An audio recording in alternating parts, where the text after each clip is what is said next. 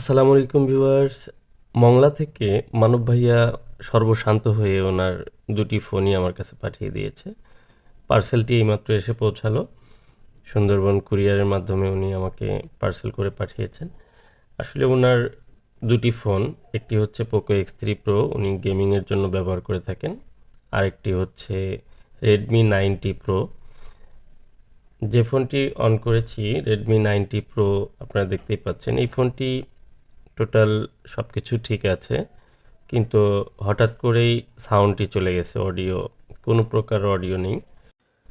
আর আপনারা জানেন যে বিভিন্ন রেডমি ফোনের যে প্রবলেমগুলো শুরু হয়েছে, ফোনগুলো হঠাৎ করে আপডেট হওয়ার পর ক্যামেরা চলে যায় এবং অনেক সময় অডিও চলে যায়, আবার কোনো ফোনে টাচ কাজ করে না। তো এই ফোনটি সব কিছু ঠিক আছে, বাট এই ফোনটিতে কোনো অডিও সাউন্ড নেই। এবং আপনাদের দেখানোর চেষ্টা করব যে অডিও যে রিংটোনের যে ইয়াটা আছে, এই অপশনটিতে গেলে আপনি যখন রিংটোন প্লে করতে চাবেন তখন দেখবেন ইরোর লেখা আসছে। তো এই যে ইরোর লেখাটি, এটি প্রসেসর থেকেই আসে। কারণ হচ্ছে আপনার যদি কোনো স্পিকার বা অডিওর যে অ্যাম্পলিফায়ার আইসি আছে, এটি যদি খারাপ হয় তাহলে আপনার হয়তো সাউন্ডটি সিপিইউ থেকে প্রসেস করবে, কিন্তু আপনার আউটপুট পাবেন না। আর এই ফোনটি অলরেডি খুলে ট্রাই করেছে যে কোনো ধরনের স্পিকার বা কোথাও কোনো প্রবলেম আছে কিনা, কিন্তু কোনো প্রবলেম নেই। আর মূলত মানব ভাইয়া যখন আমাকে নক করে, উনি মূলত পোকো X3 প্রোর বিষয় নিয়ে কথা বলতে চাচ্ছিল। তো তখন উনি ওনার এই রেডমি 90 প্রো এই ফোনটি নিয়েও কথা বলেন যে আমার অডিও চলে গেছে এই ফোনটিতে হঠাৎ করে। তো আমি ওনাকে বলি যে এই ফোনটি আপনি আমার কাছে পাঠিয়ে দিলে আমি হয়তো কাজটি করে দিতে পারবো। তো সেজন্য উনি পোকো X3 প্রোর সঙ্গে এই ফোনটিও পাঠিয়ে দেন। আর এই মুহূর্তে ওনার আসলে ইউজ করার মতো ফোন নেই, কারণ উনি এই রেডমি ফোনটি পার্সোনালি ইউজ করেন এবং পোকো X3 প্রো গেমিংয়ের জন্য ইউজ করেন। তো আমি চেষ্টা করব এই ফোনটি আগে কমপ্লিট করে এরপর পোকো X3 প্রো ফোনটিও কমপ্লিট করব ইনশাল্লাহ। তো ওই ফোনটির ভিডিওটি হয়তো নেক্সট ভিডিওতে আপনারা পেয়ে যাবেন, কিন্তু আজকের মতো আমি এই রেডমি 90 প্রো এই ফোনটি প্রবলেম সলভ করার জন্য আমি সিপিইউটি রিভল করব। আর আপনারা দেখতে পাচ্ছেন এই সিপিইউর যে মাঝখানে সাদা হয়ে আছে, এখানে প্রচুর পরিমাণে টেম্পারেচার উৎপন্ন হয়েছিল। বোঝা যাচ্ছে যে এই হিটিংয়ের কারণে প্রসেসরটির যে কানেকশন সেটি প্রবলেম হতে পারে, যে কারণে এই সিপিইউগুলো ফল্ট করে এবং অদূর ভবিষ্যতে হয়তো এই ফোনটিতে ক্যামেরা থেকে শুরু করে বিভিন্ন ধরনের ইস্যু তৈরি হতে পারত। তো যেহেতু এখনও সাময়িকভাবে মনে হচ্ছে যে অডিওটি প্রবলেম, তবুও আমি সিপিইউটি রিভলভ করে দেব, সব ধরনের প্রবলেম যেন পরবর্তীতে সলভ হয়ে যায় এবং নেক্সট টাইম যে ক্যামেরা ইস্যু বা অন্যান্য যে প্রবলেমগুলো সেগুলো ইনশাল্লাহ আশা করি আর আসবে না। তো আমি খুব যত্ন সহকারে ফোনটির কাজটি করার চেষ্টা করব। আর এই রেডমি 90 প্রো ফোনটি অনেক স্মার্ট, অনেক সুন্দর লেগেছে আমার কাছে। ফোনটি যেহেতু উনি পার্সোনালি ইউজ করেন, আর এই ফোনটি একদমই ইনটেক ফোন, মানে মাদারবোর্ডে কোনো ধরনের কাজ করা হয়নি, শুধু ব্যাকশেলটি খুলে হয়তো কোনো চেক করা হয়েছিল স্পিকারে প্রবলেম আছে কিনা। মাদারবোর্ডটিকে আমি খুব সুন্দরভাবে যতটুকু স্টিল না কাটলেই নয়, যেহেতু মোবাইলের আমি একজন সার্জন, আমাকে কিছু কাটাকাটি করতেই হয়, তো ততটুকু কেটে এবং অন্যান্য যে আইসিগুলো সেগুলো প্রোটেক্ট করে এরপর আমি শুধু প্রসেসরে কাজ করব।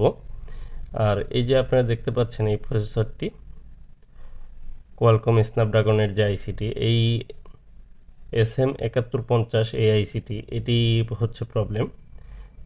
তো আমি এটি চেষ্টা করব সুন্দরভাবে স্মুথলি কোনো ধরনের এফেক্ট ছাড়া এই আইসিটি পিসিবি বোর্ড থেকে রিমুভ করে আবার পুনরায় রিবোলিং করে আইসিটি মাদারবোর্ডের সঙ্গে লাগিয়ে দিব এবং কি আশা করি একদম আগের মতোই পারফর্ম করবে।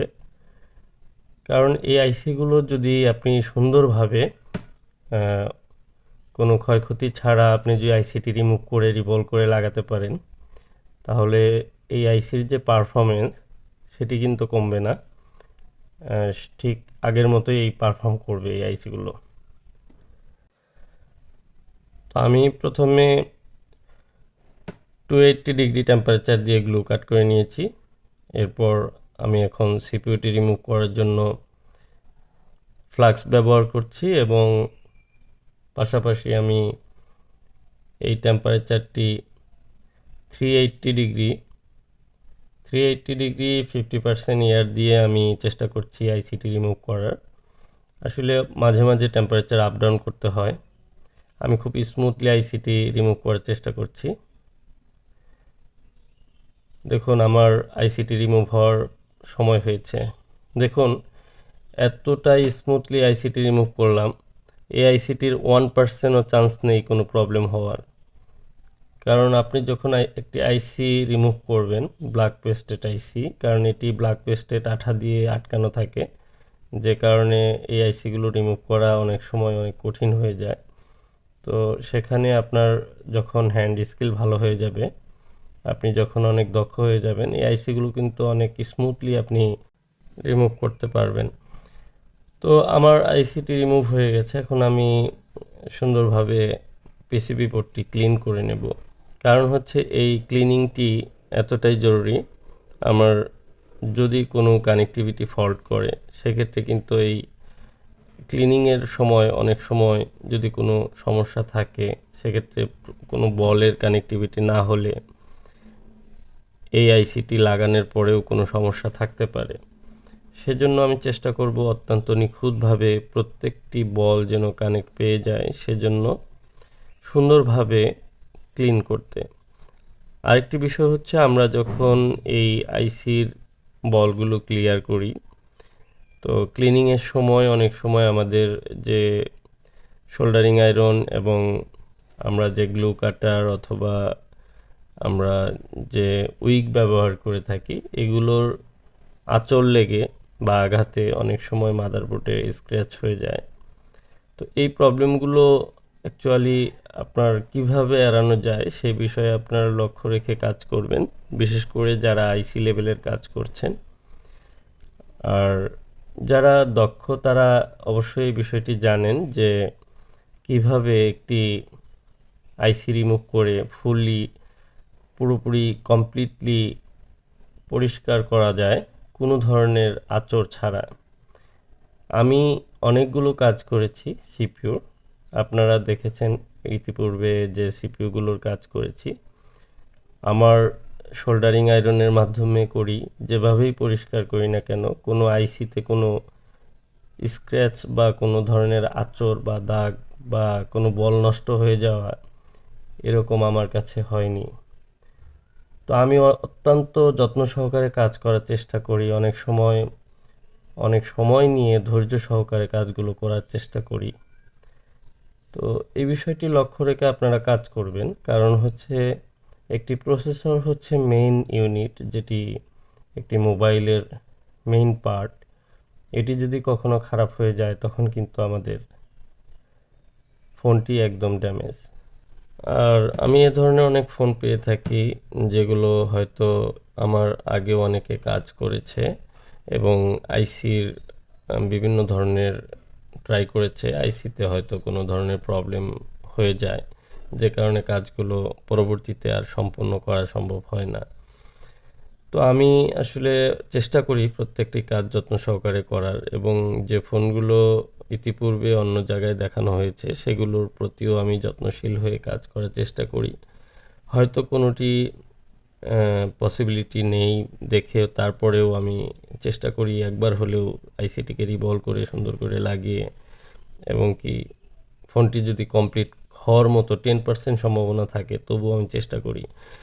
কিন্তু সময়ের স্বল্পতার কারণে আসলে অনেক ফোনগুলোই আর কি দীর্ঘ সময় লেগে যায় এই ফোনগুলো দেখতে গিয়ে।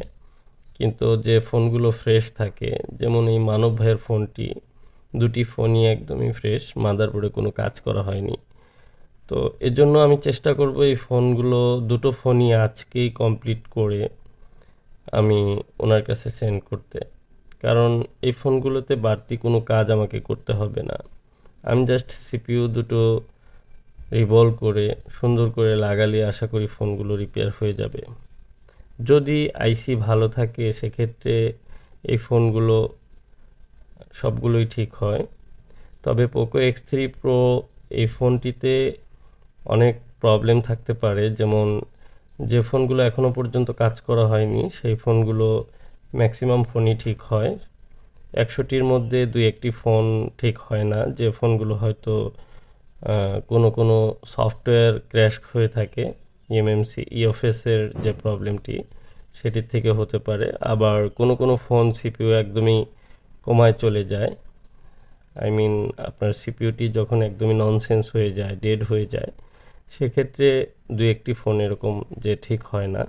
কিন্তু আমি 95% আমি মনে করি এই ডেড ফোনগুলো যেগুলো কোনো কাজ করা হয়নি সেগুলো ঠিক হওয়ার পসিবিলিটি আছে। তো আমি অসংখ্য ফোন রিপেয়ার করেছি, আপনারা ইতিপূর্বে দেখেছেন আমার চ্যানেলে। তো আজকের যে ফোনটি আমি অলরেডি সিপিইউ রিবল করে নিয়েছি, রিবল করে লাগিয়ে নিয়েছি। এবার ক্যামেরাগুলো লাগিয়ে নিচ্ছি, কারণ আমার ক্যামেরাটি চেক করে নিতে হবে।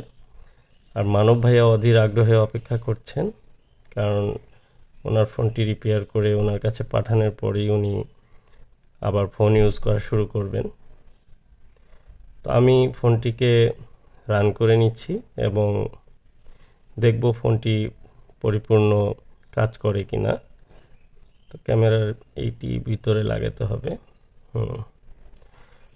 তো একটি ফোন যখন আমরা রিপেয়ার করি, দেখুন আলহামদুলিল্লাহ ফোনটি রান আছে, রানই ছিল। আমি সাউন্ডের প্রবলেমটি দেখব। আলহামদুলিল্লাহ দেখুন সাউন্ড হচ্ছে। আসলে এই প্রবলেমটি সিপিইউ থেকেই ছিল। আর ইতিপূর্বে আমি Redmi note 10 pro, note 10 pro max, note 9 এ ধরনের অনেকগুলো ফোন আমি সিপিইউ রিবলিংয়ের মাধ্যমে বিভিন্ন ধরনের ইস্যু সলভ করেছি। Poco X3, Poco X3 pro, Poco X2, এগুলো টাচ ক্যামেরা এবং বিভিন্ন ধরনের সমস্যা আসতে পারে। যদি আপনার ফোনটি একদম ফ্রেশ থাকে সেক্ষেত্রে অবশ্যই কিন্তু এই ফোনটি আপনি মনে করবেন যে এটি স্পিকার বা ক্যামেরা বা টাচ এই ধরনের প্রবলেম কিন্তু নেই। তো অবশ্যই সিপিইউতে প্রবলেম হওয়ার পসিবিলিটি থাকে। ফ্রন্ট ক্যামেরা, ব্যাক ক্যামেরা সব ঠিক আছে।